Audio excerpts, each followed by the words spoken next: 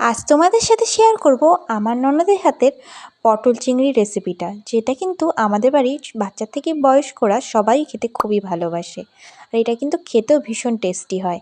চলো, প্রথমেই চিংড়ি মাছটা ভালো করে পরিষ্কার করে নুন হলুদ দিয়ে ভালো করে লাল লাল করে ভেজে নিয়েছে। তারপরেই ওই তেলের মধ্যে গোটা গরম মশলা আর শুকনো লঙ্কা দিয়ে ফোড়ন দেওয়া হয়েছিল। তারপরে এই ডুমো ডুমো করে রাখা আলুগুলো এখানে ভাজতে দেওয়া হলো। আলুগুলো লাল লাল করে বেশ ভেজে উঠলে তারপরে দিয়ে দিতে হবে পটল। বাঙালিরা কিন্তু যে তরকারি হোক তার মধ্যে এই আলু কিন্তু দেবেই। আলু ছাড়া কিন্তু কোনো তরকারি সম্ভব না, তাই কি না বন্ধুরা? চলো, তারপরে দিয়ে দিল এখানে হলুদ গুঁড়ো।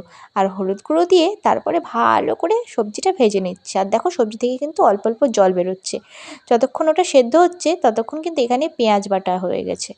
তারপরে হালকা করে ভেজে ভেজে নিয়ে দিয়ে দিলাম পেঁয়াজ বাটাটা। আর পেঁয়াজ বাটা দেওয়ার আগে হালকা একটু কাশ্মীরি রেড চিলি পাউডারও দেওয়া হয়েছিল, যাতে তরকারিতে একটুখানি কালার আসে। তারপরে দেখো, সব দিয়ে ভালো করে কষিয়ে নেওয়া হচ্ছে।